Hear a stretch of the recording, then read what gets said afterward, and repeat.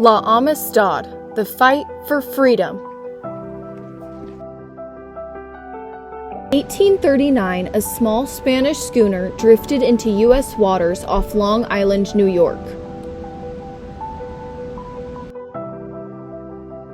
On board were 53 Africans kidnapped, shackled, starving, and at the center of what would become one of the most extraordinary legal battles in American history.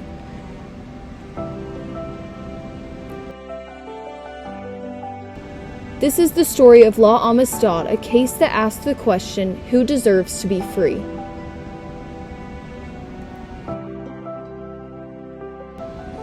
The journey began in Sierra Leone, West Africa.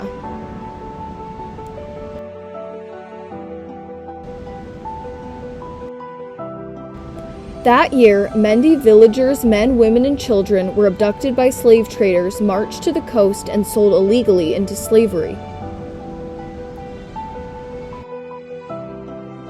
Taken to Havana, Cuba, where two Spanish planters, Jose Ruiz and Pedro Montes, bought 53 of them.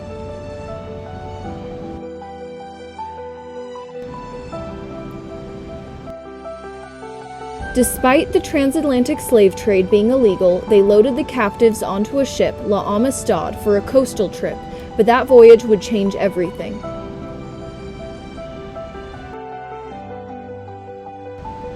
By night, the hold of La Amistad was a prison. The Africans were shackled, hungry, and terrified, hundreds of miles from home, surrounded by an unfamiliar language, unsure of what awaited them. But they were not broken.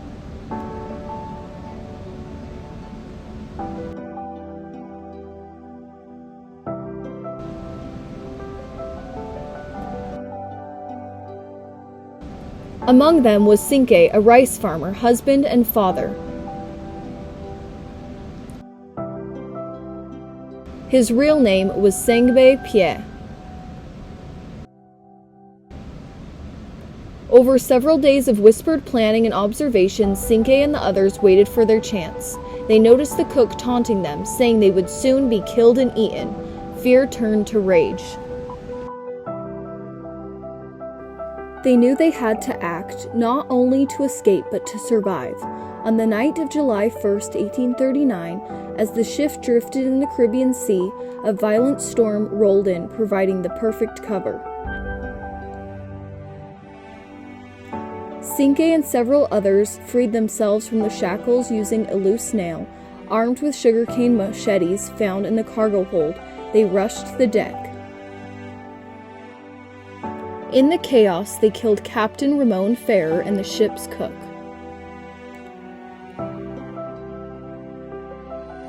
Two sailors jumped overboard and escaped. Ruiz and Montes were spared on the condition that they would sail the ship back to Africa, but Ruiz and Montes had no intention of fulfilling that promise.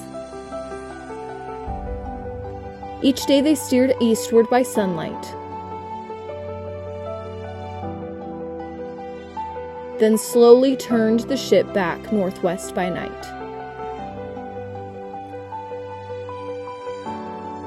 The Mende, unfamiliar with celestial navigation, didn't realize they were being deceived.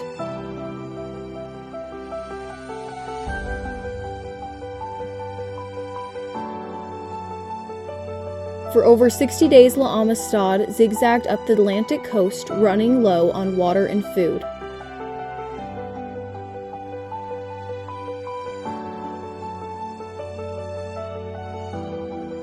Until it finally drifted into U.S. waters near Long Island, New York.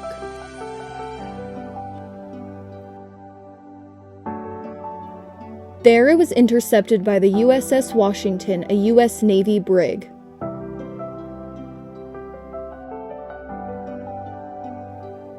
The Africans were arrested, the ship impounded, and the headlines began.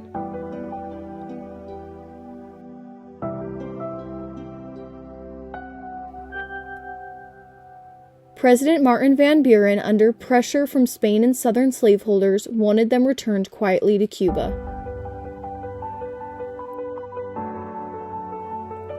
The abolitionists sprang into action. They hired lawyers, publicized the case, and began teaching the Africans English. Soon, they were the face of the anti-slavery movement.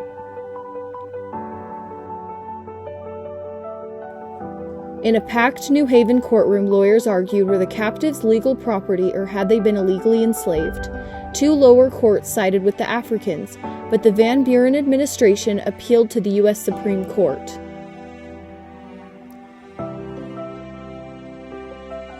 John Quincy Adams, in a fiery 8-hour argument, said, "The moment you come to the Declaration of Independence that every man has a right to life and liberty, then you must give it to these men."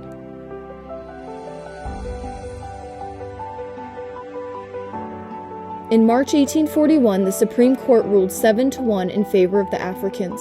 The justices declared them free individuals, illegally enslaved who had every right to resist. After nearly 2 years of imprisonment, the survivors walked free.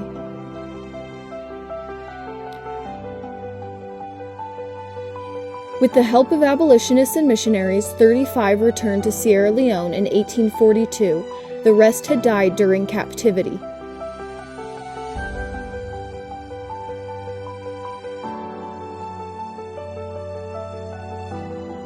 The Amistad case didn't end slavery, but it sent a message that reached far beyond the courtroom, that freedom is a natural right, not a legal privilege. It gave power to the abolitionist movement and shook the foundation of Southern slaveholders, and reminded a young nation that liberty must extend to all or it means nothing at all.